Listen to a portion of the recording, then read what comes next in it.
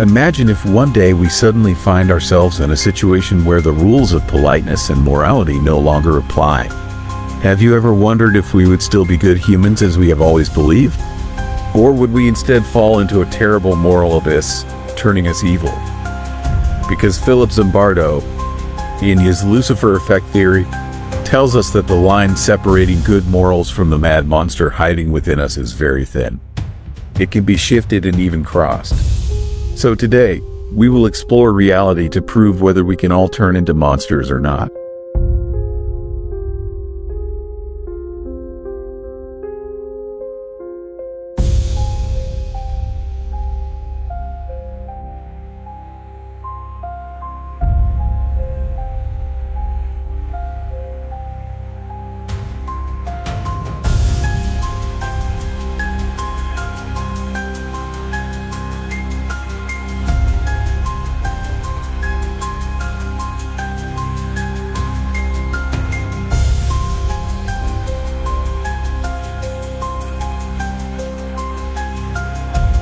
Philip Zimbardo, famous for the controversial Stanford prison experiment, wrote a book called The Lucifer Effect.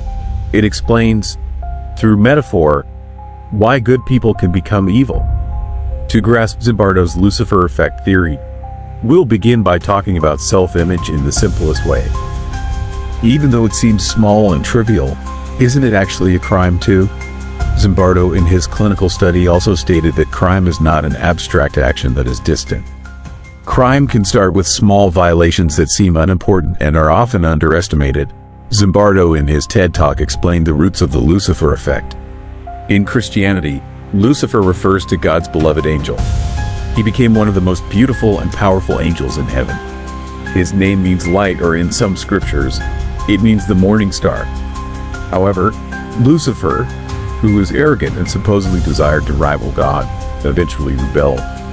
He felt he was more worthy to rule than God, the highest authority. His rebellion led to a war in heaven between the angels loyal to God and those who followed Lucifer. God then sent Michael, the archangel, to expel him from heaven along with his followers. Lucifer eventually descended to hell, which over time led to him being identified as the devil, the ruler of hell, and the symbol of evil in the universe. Lucifer's change from a good angel in heaven to the ruler of evil gives context to the Lucifer effect.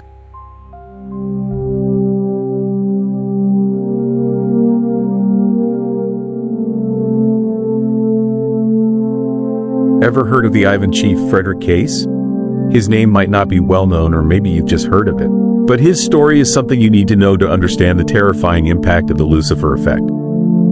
Ivan was an ordinary American man. He grew up well in Buckingham, Virginia, USA. He loved baseball and his mom's apple pie. Ivan was a good and warm man, mentally stable, at least before he joined the military and was stationed at Abu Ghraib, Baghdad, Iraq during the American occupation. Abu Ghraib is a notorious prison in Iraq, often secretly talked about due to the horrors inflicted on prisoners there. The American soldiers there, both men and women, committed horrific and inhumane torture, photos of which were shown by Zimbardo did it. Ivan wasn't born a monster. He had never been cruel while living with his family. But Abu Ghraib misled and transformed him into something with a cruel nature. Calling him human doesn't seem possible anymore. The situation at Abu Ghraib has unleashed a hidden monster within him. And in reality, we too could become like Ivan Frederick. As Zimbardo said, the line between good and evil is more fragile than we believe. Many of us might think our personality and beliefs won't change easily. But what if that's just a mind illusion? What if the idea that character can't change and we can be consistent is just fiction? Philip Zimbardo introduces us to a situational approach that's both freeing and scary. His idea is that who we are isn't written in stone but in sand, making us flexible and ever-changing with the environment. For instance, how we act with friends, family, and kids is definitely different. It's tough to be the same person in all three situations. Also, proof that actions are situation-driven was shown in the Milgram experiment, a famous study that's quite disturbing. In this study with 1,500 people, Stanley Milgram had participants act as teachers, giving electric shocks to student participants. Every wrong answer meant increasing the voltage if the next was wrong too. It started with mild shocks, but went up to 450 volts, which could be deadly.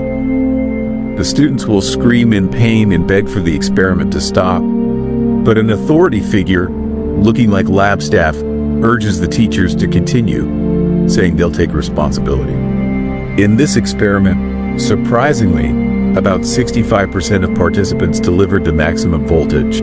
Though they seemed uneasy and hesitant, they kept giving shocks to very high voltages because they were ordered to. If we follow the Milgram experiment, it's likely we would also deliver the maximum voltage. Why? Because the lab staff, as authority figures, ordered it. So, can those who delivered the maximum voltage be called cruel and sadistic? The answer is no. Incorrect. 150 volts. Sad face. Wait a minute, that's all. Get me out of here. I told you I had heart trouble. My heart's starting to bother me now. Zimbardo explains they're just regular people swayed by the situation and an authoritative figure looming over them. The line between good and evil is indeed uncertain. Zimbardo says that the right or wrong circumstances can turn any of us into tools of evil. But we can't be called criminals, because we're just being used. Zimbardo isn't talking nonsense, which is why he conducted one of the most controversial psychological experiments in history, the Stanford prison experiment, which we discussed in the previous video. He gathered 24 students from the class, middle class, living good and mentally healthy lives, and then put them in a prison simulation. From those 24 students, they were split into two groups. Half randomly became guards, the other half became prisoners. Those who became guards were given batons, uniforms, and sunglasses like real police. Meanwhile, the prisoners were initially stripped naked and given prisoner outfits with numbers that became their names. It didn't take long for this prison simulation and psychological play to turn into a nightmare. The guards, who were originally good and mentally normal people, began to enjoy their power in this experiment. Initially, it was just small tortures like forcing prisoners to urinate in buckets, stripping them, or locking them in narrow, dark closets as punishment. But over time, the cruelty escalated into physical abuse and harassment. One of the guards in this experiment even earned the nickname John Wayne because his methods were so brutal. All of this happened in just 6 days. Once Zimbardo found his participants, especially those prisoners facing mental fatigue, the experiment was halted. The outcome, as shown in the Stanford prison experiment, indicates that in the right conditions, our morals can fall apart faster than a sandcastle hit by a big wave. We might think that if we were in the same situation, we'd act differently. But what if we can't really predict how thin our moral lines are in certain situations? What can decide or even assure that people can keep their morality? Zimbardo says there's one very bad element in a crime, which is obedience to higher authority, whether it's a person, an institution, or a set of rules and systems. Crime can arise from the use of power. This is the key. It's about power. Power can lead us to harm people intentionally, both mentally and physically, destroy ideas and individuals, and commit crimes against humanity. Authority and power can compel us all, even the kindest and most virtuous, to act irrationally and inhumanely, as seen in the Milgram experiment. The participants in that experiment were not inherently evil or cruel. They were just following orders and believed they were contributing to something greatly beneficial. Participants became mere tools of the crime actually perpetrated by power. An example is the Johnson massacre caused by Jim Jones, a charismatic man skilled at manipulating others. He led nearly thousands initially to defend utopian ideals about the end times, which soon turned into tyranny. Jim Jones taught doctrines that created fear and despair among his followers. He also isolated the community from the outside world, so there was no room for members to question Jim's teachings. His followers believed, obeyed, and didn't even hesitate when ordered to drink Flavor Aid mixed with cyanide by Jim. Over 900 people died on the 18th November in 1978. The victims included children, They did this not because they were evil, but because they were obedient. Many people do things because they follow orders, and that's an easy thing to do, but it doesn't mean it's the right thing to do.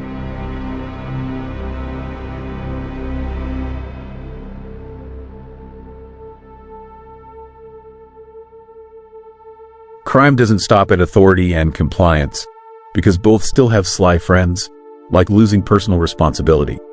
Here's what I mean. Imagine if we all joined the Milgram experiment and could press the punishment button, raising the voltage until the learners screamed in pain. But we don't need to worry because the authorities, here the lab folks, say they'll take full responsibility for what happens. So, even if things get worse or someone loses their life at our hands, it won't be our responsibility. That's wrong. 225 volts.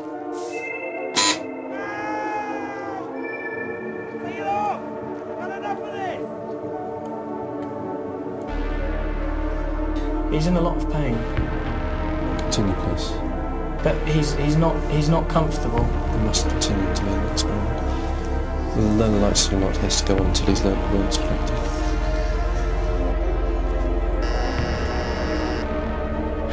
That's wrong. 240 volts.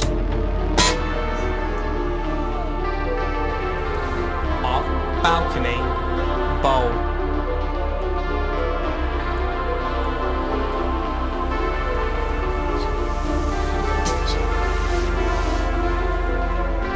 This concept is called de-individuation, explaining why masked groups appear, why soldiers wear dark uniforms, why agents hide their identities, or why cyberbullies hide behind anonymous accounts. Without identity, actions are free from moral and personal responsibility. Zimbardo once did a field experiment to prove this idea. He left a car abandoned in the Bronx, where he grew up. A place without a close community, letting people act anonymously.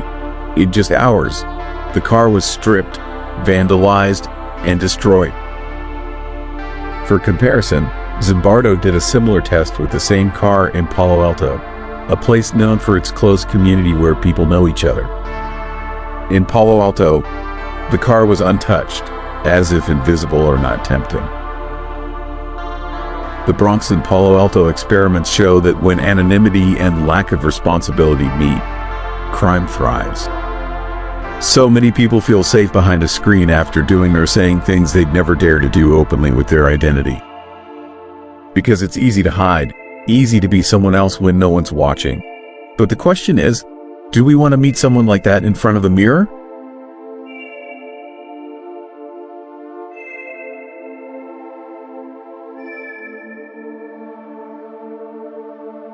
Besides the factor of de-individuation, we still have to face the factor of dehumanization, a concept often called the final nail in the coffin of empathy.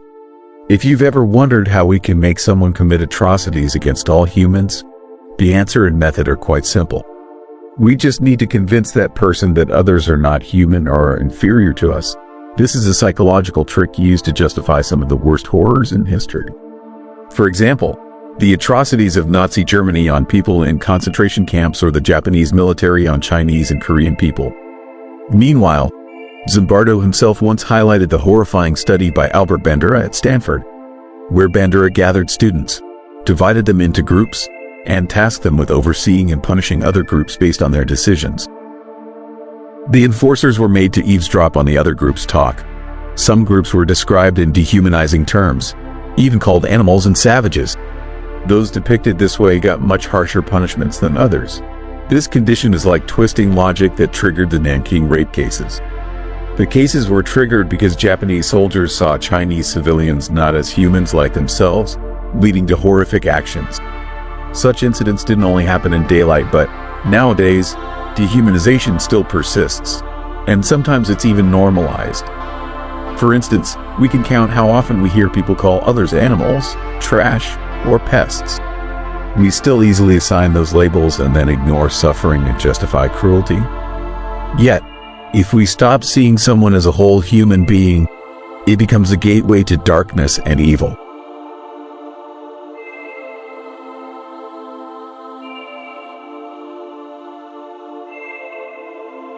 In the end, we'll find something more effective to turn good people bad, and that's words. As many say, words are weapons, and when used smartly, they can disguise even the worst acts. We just need to refine language and vocabulary with better choices, like replacing genocide with ethnic cleansing or war, or torture with interrogation. A person's linguistic skills and knowledge can influence the softening of crimes. Zimbardo did deeper research to see how words can change the story of evil acts, making the doers seem innocent and even sleep well at night. Take the Milgram experiment as an example. Participants were told they were helping science improve memory, but they were actually causing harm. Another story to justify this was saying they were doing good for many. Even now, this happens. Look at the US invasion of Iraq and the Abu Ghraib torture, which Western media didn't present as atrocities but framed as necessary actions in the war on terror to protect national security. So, what was the result? Soldiers in Iraq hid under ideology, believing they were good, even while committing acts that would lead to global condemnation. Abu Ghraib should remind us to be vigilant when narratives are manipulated, language softened, and crimes rationalized or celebrated. With this vigilance, when we hear someone twisting facts to make something heinous sound or appear as a noble act, we will be more critical in responding.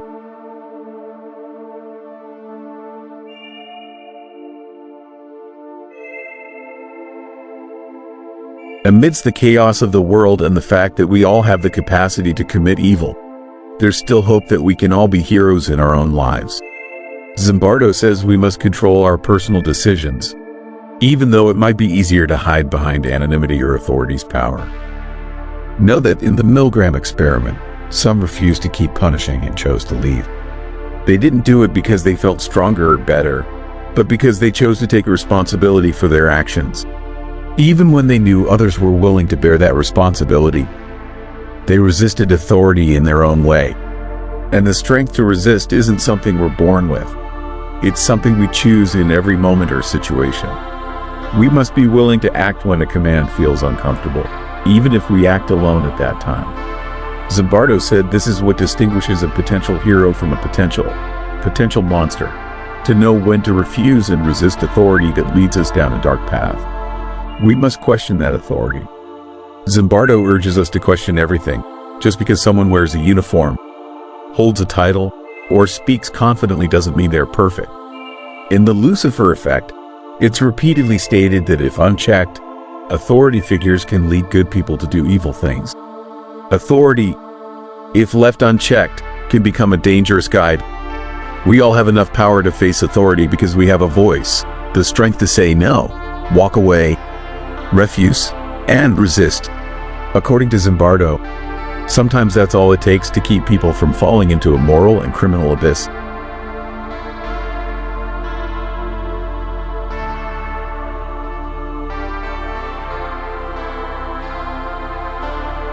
In his book and TED Talk, Zimbardo talks about being a hero, choosing to act bravely when others are frozen by fear and compliance.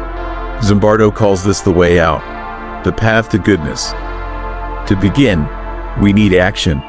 What makes a hero different isn't superhuman strength or great confidence, but the willingness to act when others stay silent.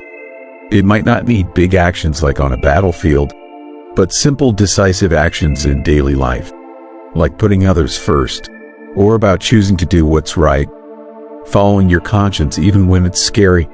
Zimbardo explains that although every human carries seeds of good and evil, people always have the choice to face the contradiction between being good or evil, a choice that happens every day, which must be continuously fought for. One day we might choose to be heroes, but the next day we might choose to be villains. Zimbardo says the key is awareness. He advises recognizing the duality within us to understand that the potential for evil exists in each of us. In the end, the Lucifer effect is not just about evil, but a celebration of the limitless human mind, which can shape some people to be good, while others become cruel. Some become caring, while others become indifferent. Some become creative, while others become destructive. Then some are shaped into heroes and others into monsters.